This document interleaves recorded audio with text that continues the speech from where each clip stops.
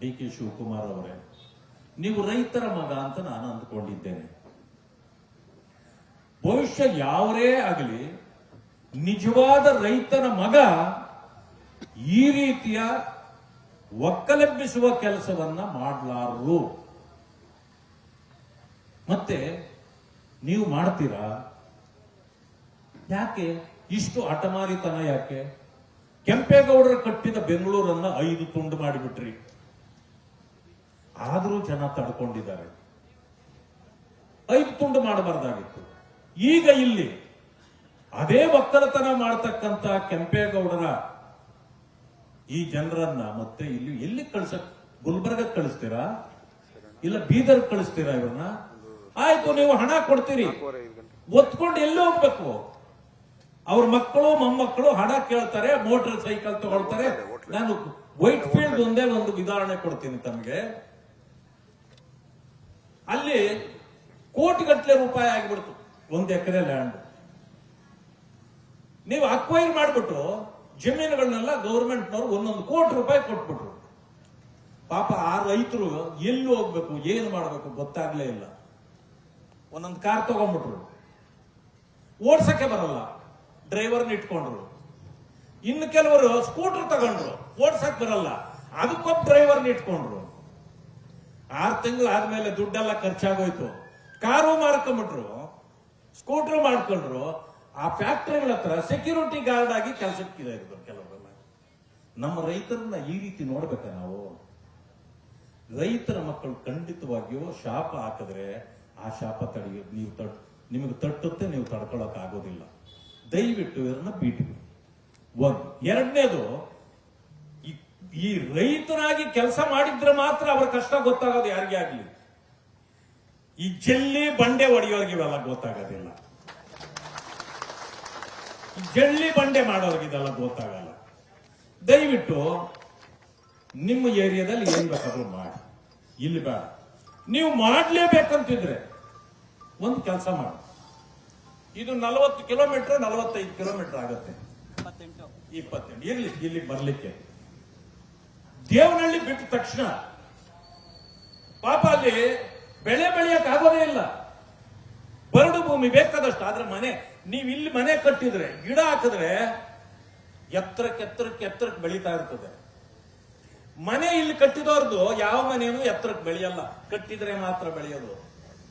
ಅದಕ್ಕೆ ನೀರು ಹಾಕಬೇಕು. ಇದು ನೀರಾವರಿ ಭೂಮಿ, ಅದಕ್ಕೆ ಮರ ಗಿಡ ಬೆಳೆಯಕ್ಕೆ ಇದು ಜಾಗ ಒಳ್ಳೇದು, ವ್ಯವಸಾಯ ಮಾಡ್ಲಿಕ್ಕೆ ಒಳ್ಳೇದು.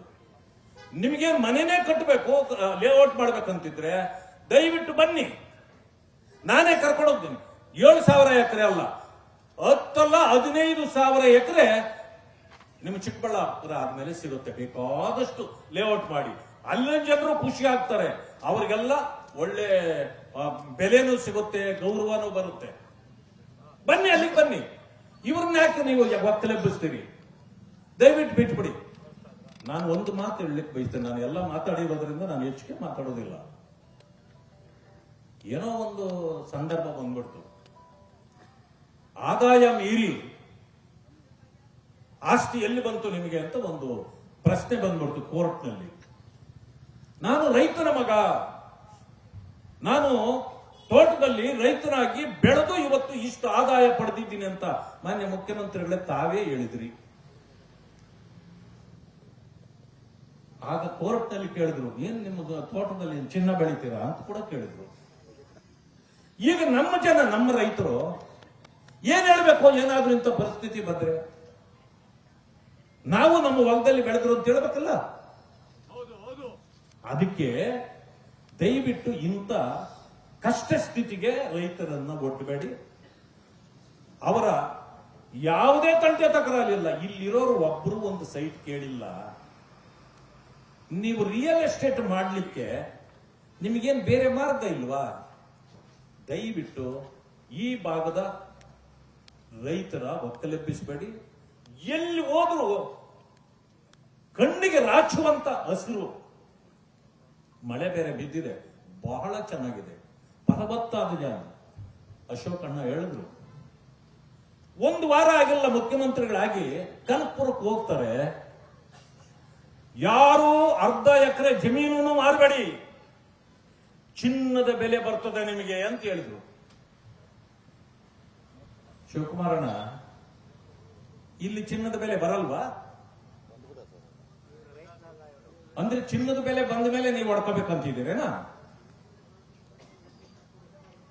ಬಿಡಿ, ರೈತರಿಗೆ ಬಿಟ್ಟು ಬಿಡಿ ಆರಾಮಾಗಿ.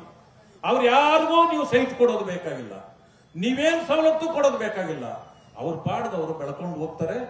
ಈ ಭೂಮಿಯಲ್ಲಿ ಅವರು ಚಿನ್ನನೇ ನಿಜವಾಗ್ಲೂ ಬೆಳೀತಾ ಇದ್ದಾರೆ. ಈಗ ದಯವಿಟ್ಟು ಬಿಟ್ಬಿಡಿ. ಇಷ್ಟೇ ಮಾತನ್ನು ಹೇಳಲಿಕ್ಕೆ ಬಯಸ್ತೇನೆ. ಈಗಾಗಲೇ ಅಶೋಕಣ್ಣ, ವಿಜಯೇಂದ್ರಣ್ಣ ಹೇಳಿಬಿಟ್ಟಿದ್ದಾರೆ. 1.5 ವರ್ಷ ಯಾವ್ದನ್ನ 2 ಕೇಸ್ ಬಿದ್ರೆ ಇದು ಮುಂದಕ್ಕೆ 2 ವರ್ಷ 3 ವರ್ಷ ಹೊರಟೋಗುತ್ತೆ. ಅದಾಷ್ಟೋಗುತ್ತೆ. ಆಗೋಷ್ಟೊತ್ತಿಗೆ ನಾವು ಬಹಳ ಜನ ಮುಂದಕ್ಕೆ ಬಂದ್ಬಿಟ್ಟಿರ್ತೀವಿ. ಸರ್ಕಾರ NDA ಸರ್ಕಾರ ಬಂದ್ಬಿಟ್ಟಿರ್ತದೆ.